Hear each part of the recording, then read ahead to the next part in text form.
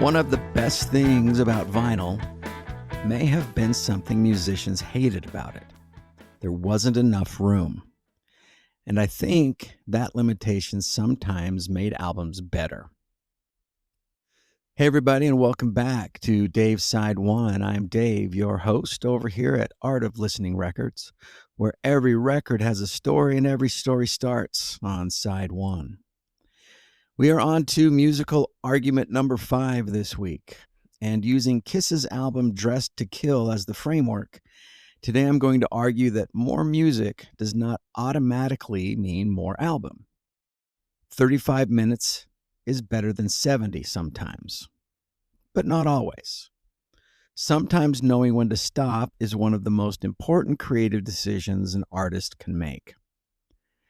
Think about the way we sometimes talk about value. This album has 15 songs. This one runs 70 minutes. Look how much music you get. That makes sense if we're buying lumber. I'm not sure it works for albums. A song doesn't become better because it lasts longer, and an album doesn't become better because there's more of it. Sometimes more is simply more. Vinyl created a very practical problem. There's only so much music you can comfortably put on one side. Eventually, you run out of real estate. That forced decisions. Do we shorten the song? Do we move something to side 2? Do we cut a track? Do we save it for another record? Do we make a double album? Those limitations could be annoying. But limitations also force people to choose, and choosing is part of making art. Which brings me to Kiss and Dressed to Kill.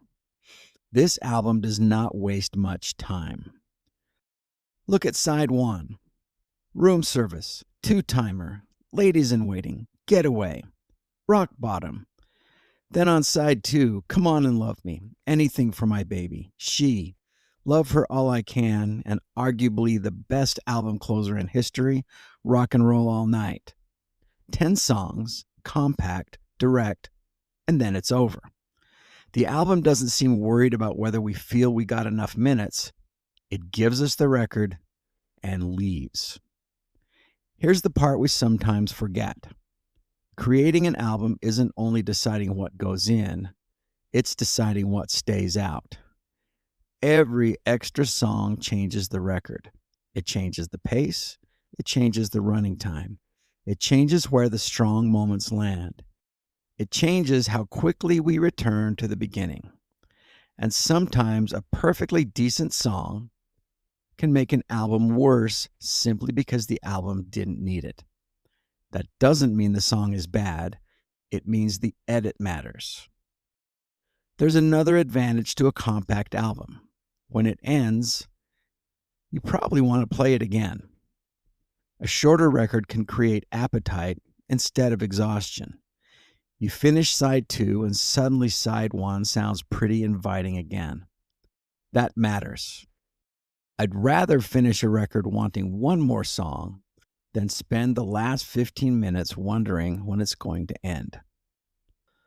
So here's today's side 1 test. Pick an album you like, not an album you hate, an album you genuinely enjoy. Now remove 2 songs. What happens? Does the album get worse? If the answer is immediately yes, great, put the songs back. But if the album suddenly feels more focused, that might tell us something. Maybe those songs were good, maybe you even liked them, but maybe the album didn't need them.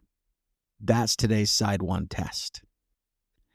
Technology gave us so much more room. A CD could hold considerably more music than a single LP, and that was exciting. Artists could include things they couldn't fit before. Longer songs, more tracks, more ideas. But greater capacity creates another question. Just because we can include something, does that mean we should? The technology stopped forcing the edit, so the artist had to become even better at doing it themselves. And here's the obvious counter-argument. Some long albums are fantastic. Absolutely. There are double albums where taking away one song would damage the whole thing. There are long concept albums that need the space. Those are records that earn every minute. So I'm not arguing short equals good. That would be ridiculous. I'm arguing length should be earned. So here's my verdict. Give me exactly as much album as the material deserves. Not one song less and not 3 songs more. 35 minutes? Fine. 70? Also fine. Just make me believe every minute belongs. So on tonight's Side 1 Spin, I ask, what album do you like that would actually be better if you removed 2 or 3 songs? And I know that's dangerous territory. Come back and tell me the artist, tell me the album, and if you're brave, tell me which songs you're cutting. Make your argument. Well, that's it for today's Side 1. Thanks again for spending a little time with me, and please keep that needle in the groove. We will talk to you tomorrow. Tomorrow's argument: I can ruin your favorite album without changing a single note. All I have to do is change the running order. Talk to you tomorrow.